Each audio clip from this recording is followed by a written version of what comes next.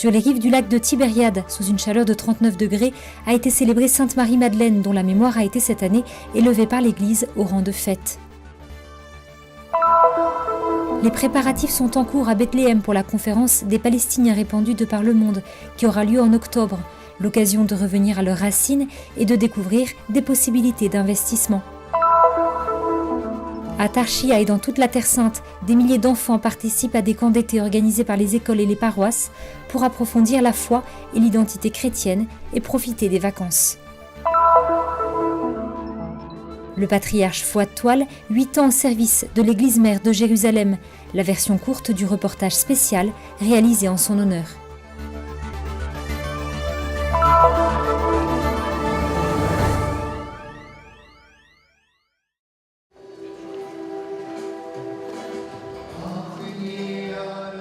Sur les rives du lac de Tibériade, sous une chaleur de 39 degrés, a été célébrée la fête de Marie-Madeleine avec des chrétiens venus de toute la Galilée, mais aussi de Jérusalem.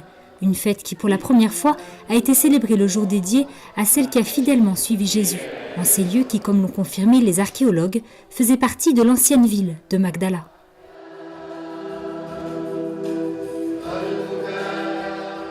C'est en ces lieux même qu'en 2009, les pères de l'Institut Notre-Dame de Jérusalem ont commencé les travaux de construction d'un centre pour pèlerins.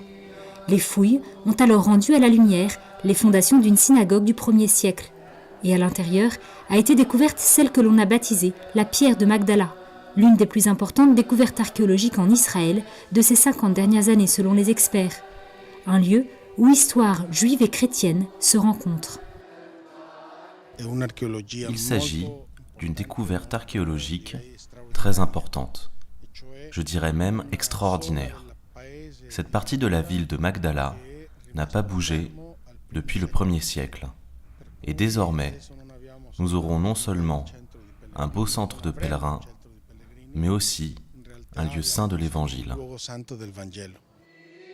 La messe a été célébrée dans l'église d'Okinaltum, signifiant « plonger dans les profondeurs », un nom qui fait référence à l'épisode biblique de l'évangile de Saint Luc, lorsque Jésus dit à Simon-Pierre « Avancez en eau profonde et jetez vos filets de pêche ». L'autel en forme de bateau permet aux participants de contempler cette mer tant aimée par Jésus. La célébration a été présidée par Monseigneur Giacinto Marcuzzo en présence de plusieurs autorités religieuses locales.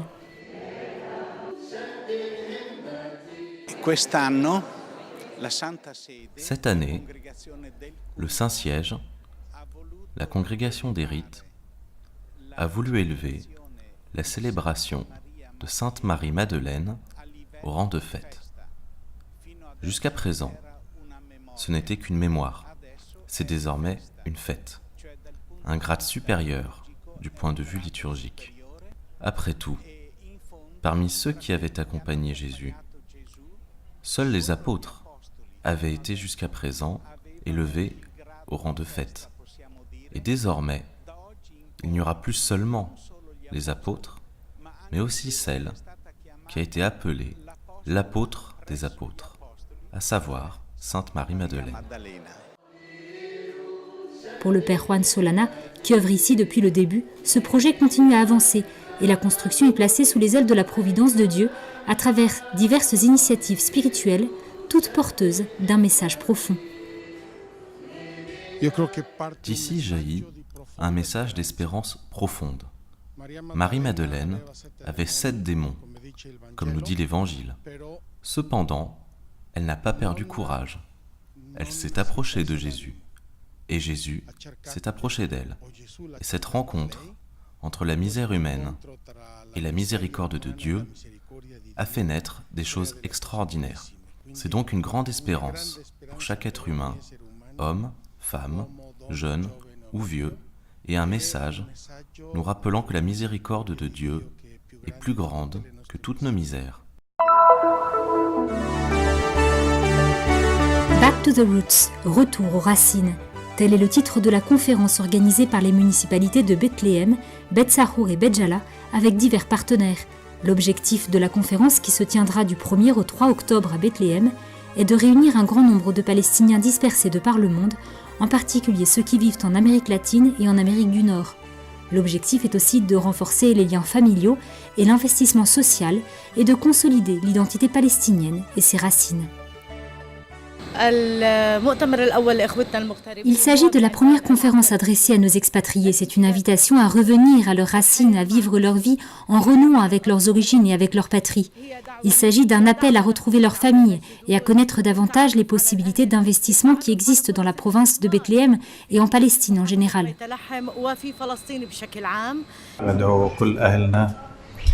Je demande à tous nos fils de la diaspora de participer à la première conférence de la province de Bethléem, afin que se réunissent toutes les générations qui vivent dans ce pays et ailleurs pour soutenir notre présence ici, notre culture et notre terre.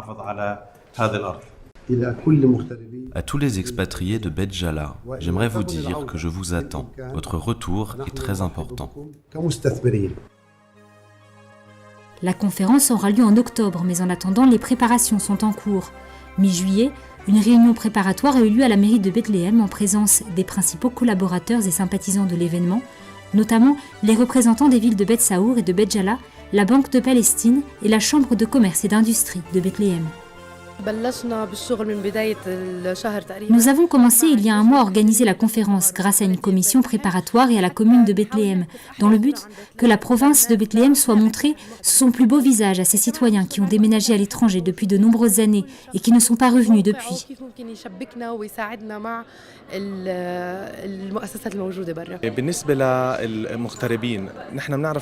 Les expatriés palestiniens sont au nombre de 7,5 millions, contre 4 millions qui vivent ici. Nous savons combien les premiers ont du pouvoir et de l'influence à l'étranger, là où ils résident.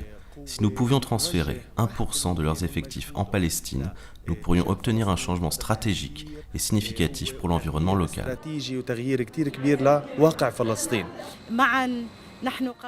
Ensemble, nous pouvons traverser tous les murs. Ensemble, nous pouvons construire des ponts entre frères.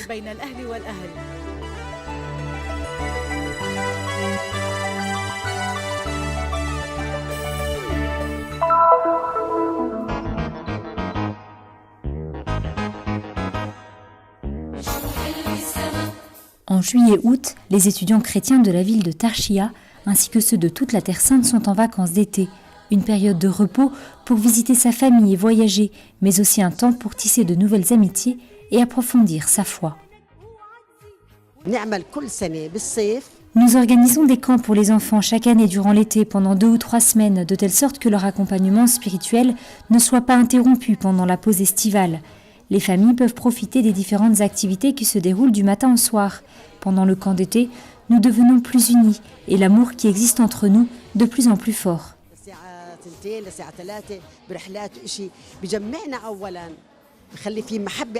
Les journées sont rythmées par des moments de prière, par la catéchèse, les jeux, les activités artistiques et les excursions. En même temps, elles offrent aux enfants la possibilité de redécouvrir et d'approfondir leur foi ainsi que leur identité, de se faire de nouveaux amis et de se divertir ensemble. Nous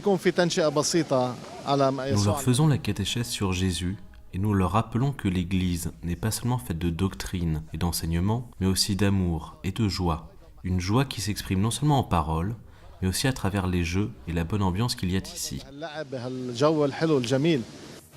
Grâce à l'expérience des camps d'été, l'Église promeut l'éducation des jeunes et investit dans la formation des leaders de demain. La vie pastorale n'est pas seulement une vie de prière, c'est aussi une vie de partage.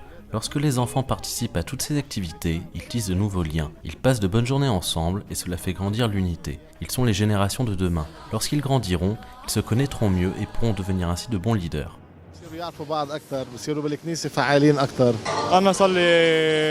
Cela fait 3 ans que je participe en tant que volontaire. J'y ai toujours participé autrefois, comme ces enfants qui sont ici aujourd'hui. J'ai beaucoup aimé la manière avec laquelle nos responsables nous ont transmis la parole de Dieu. Maintenant que j'ai grandi, je suis venu pour aider.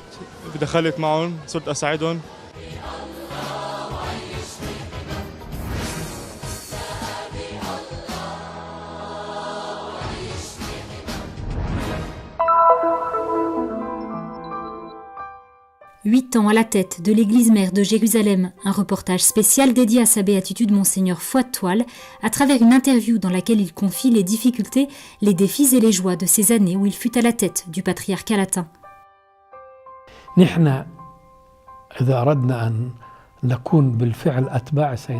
Je voulais vraiment marcher à la suite de Jésus. Je voulais vivre cette croix, cette épreuve, cette douleur. Il y eut la douleur de l'occupation, des problèmes économiques, de l'émigration des chrétiens, de la division entre les chrétiens, le fait qu'il y ait 13 églises, seulement à Jérusalem. Si vous pensez à cette douleur sans la ressentir, alors vous n'êtes pas humain, vous n'êtes pas une personne humaine.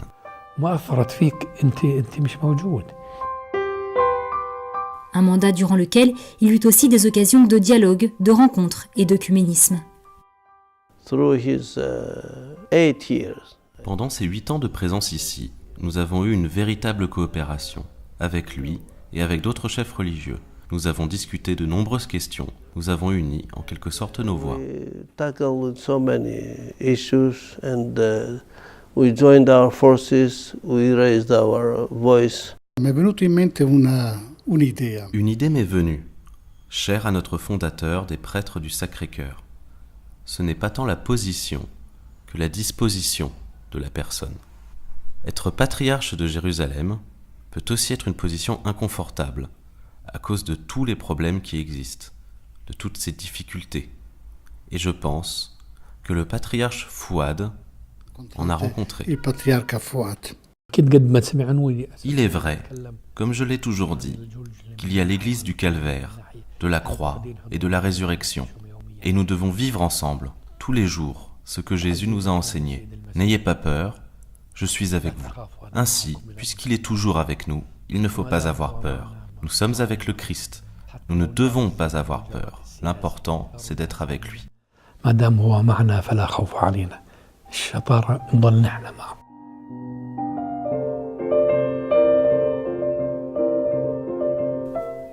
La version complète de ce reportage spécial est disponible sur le site du Christian Media Center en italien.